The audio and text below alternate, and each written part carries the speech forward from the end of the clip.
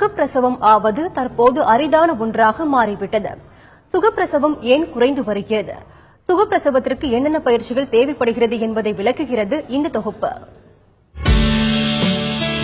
திருமணம் ஆன 10 ஆண்டுகளுக்குள் 5-6 பிள்ளைகளை பெற்ற காலம் போய் 30 வயதை எட்டிய பின்னர் ஒரு பிள்ளை பெற்றால் போதும் என்ற மனநிலைக்கு இன்றைய தம்பதிகள் வந்துவிட்டனர் என்றே சொல்ல வேண்டும். வேலைக்கு செல்லும் பெண்கள் பணி நிமித்தம் காரணமாக உடல் உழைப்பு இல்லாமல் இருப்பதால் சுகப்பிரசவம் ஏற்படாமல் அறுவை சிகிச்சை செய்து குழந்தை பெற்றுக் கொள்ளும் நிலைக்கு தள்ளப்படுகின்றனர்.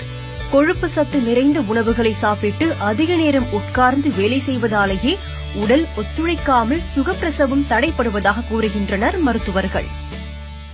முன்ன காலத்துல அம்மியில அரைச்சாங்க.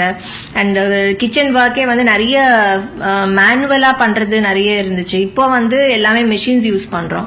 அண்ட் ஈவன் நடக்கிற வேலை கூட குறைஞ்சு போச்சு. எல்லாருக்கும் கார் இருக்கு, எல்லாருக்கும் பைக் இருக்கு. ஒரு சின்ன பக்கத்துல ஒரு ஷாப் போனா கூட அப்படிதான் போறோம்.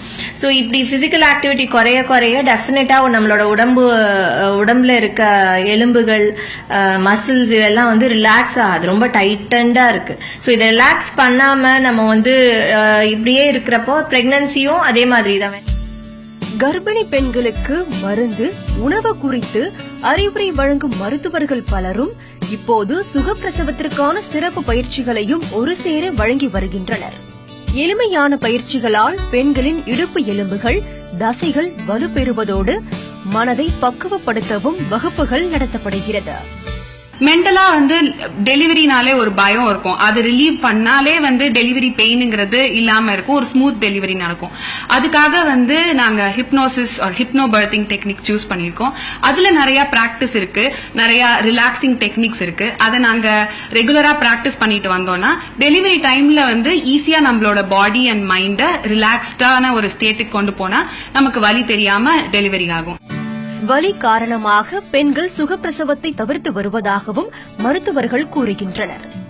அதனால் வலியை குறைக்க தண்ணீருக்குள் வைத்து பிரசவம் பார்க்கவும் கர்ப்பிணிகளுக்கு பயிற்சி அளிக்கப்படுகிறது.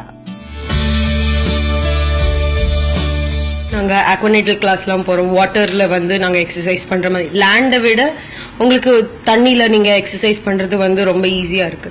அண்ட் நான் வாட்டர் பர்த் சூஸ் பண்ணதுக்கான இது உங்களுக்கு பெயின் கொஞ்சம் கம்மியா இருக்கும்னு சொன்னாங்க. அண்ட் ரொம்ப இதுவா கம்ஃபர்டபுளா இருக்கும்னு சொன்னாங்க. அண்ட் இந்த டெக்னிக் ஆல்ரெடி யூஎஸ்ல இருந்தது தான். பட் இங்க சென்னையில இது ஃபர்ஸ்ட் டைம் வந்ததுனால இதை நாங்க சூஸ் பண்ணிருக்கோம். கர்ப்பிணி பெண்களுக்கு அளிக்கப்படும் இதுபோன்ற பயிற்சிகளால் சுகப்பிரசவங்கள் அதிகரித்து வருவதாக மருத்துவர்கள் நம்பிக்கை தெரிவிக்கின்றனர். மாநகரங்களில் உள்ள இதுபோன்ற வசதிகள் கிராமங்கள் மற்றும் சிற்றூர்களில் உள்ள பெண்களுக்கும் கிடைக்க அரசு நடவடிக்கை எடுக்க வேண்டும் என்பது பொதுமக்கள் கருத்தாக உள்ளது.